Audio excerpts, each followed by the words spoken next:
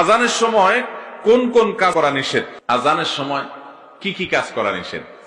আমরা অনেকে অনেক কাজের কথা বলি, যেমন অনেকে বলে যে আজানের সময় সালাম দেওয়া নিষেধ, আজানের সময় কথা বলা নিষেধ, আজানের সময় অনেকে বলে খাওয়া নিষেধ, অনেকে বলে আজানের সময় মহিলাদের মাথা খালি রাখা নিষেধ, বাড়িতে আছে মাহরামের সামনে আছে তারপর আজান শুরু হলে মাথায় কাপড় দিতে হবে। মূলত আজানের সময় এরকম নিষেধ বলতে কোনো নির্দিষ্ট কাজের কথা কোথাও বলা হয় নাই। আজানের সময় একজন ইমানদারের কাজ হবে আজানের জবাব দেওয়া, মুখে মুয়াজ্জিন যা যা বলবে মুয়াজ্জিনের সাথে সাথে তা তা বলা, সাথে সাথে মানে একটু পর পর আল্লাহু আকবার বললে পরে আল্লাহু আকবার বলা, আশহাদু আল্লা ইলাহা ইল্লাল্লাহ বললে আশহাদু আল্লা ইলাহা ইল্লাল্লাহ বলা, এইভাবে হাইয়া আলাস সালাহ হাইয়া আল ফালাহ সমস্ত লা হাওলা ওয়ালা কুওয়াতা ইল্লা বিল্লাহ বলা, বাকিগুলো যা আছে তা বলা। এটা হলো মুস্তাহাব।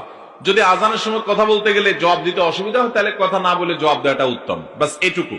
এছাড়া আজানের সময় যে আপনার এটা করা যাবে না ওইটা করা যাবে না এমন কোনো কথা নাই। যেগুলো অন্য সময় নিষেধ সেগুলো আজানের সময়ও নিষেধ।